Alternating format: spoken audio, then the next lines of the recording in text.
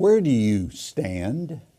To those of us who've emerged as leaders, we can easily reflect on our accomplishments and see the path that led us to where we are today.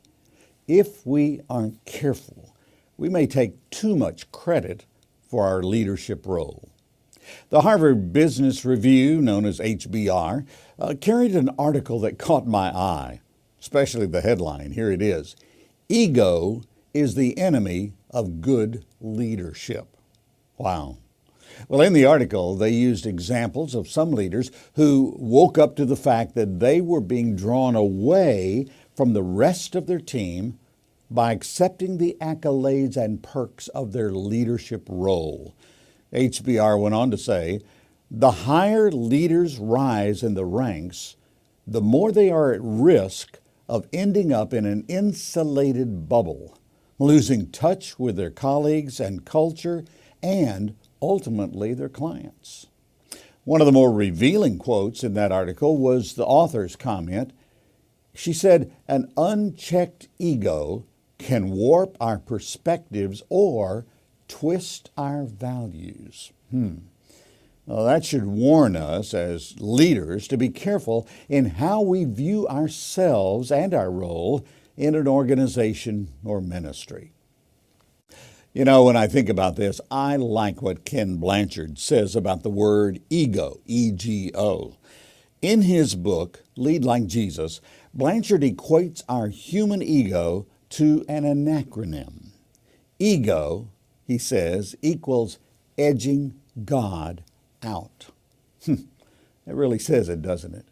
You see, when our ego takes over, we claim praise for ourselves that rightly should go to God. We tend to forget that anything we have, think, or do, anything is a result of God's grace in our lives. The Lord gives us breath. He brings about circumstances and experiences that help us develop and grow as leaders, and His Spirit provides inspiration to our thoughts. Yet we often simply edge God out and let our ego take over. We claim praise that belongs to the Lord and take it as our own, edging God out. And that's dangerous. Through Jeremiah the prophet, the Lord admonishes us with these words. This is what the Lord says: "Don't let the wise boast in their wisdom, or the powerful boast in their power, or the rich boast in their riches. But those who wish to boast should boast in this alone, that they truly know me and understand that I am the Lord who demonstrates unfailing love and who brings justice and righteousness to the earth, and that I delight in these things. I, the Lord, have spoken." That's powerful, from Jeremiah 9:23 and 24. Ken Blanchard offers another definition for ego that we would be wise to embrace. He says, ego equals exalt God only. That means doing what Jeremiah wrote those thousands of years ago. Boast only that we know God and understand and acknowledge that He alone is God, and we aren't. So what will it be for you and your ego? Will you edge God out? Or will you more and more, day by day, exalt God only?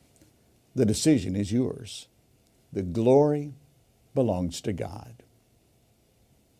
Would you like to learn more about this global ministry that's extending God's voice to the world? Visit our website, MediaAlliance.net. And please like, share, and subscribe to this video. Thanks. God's best.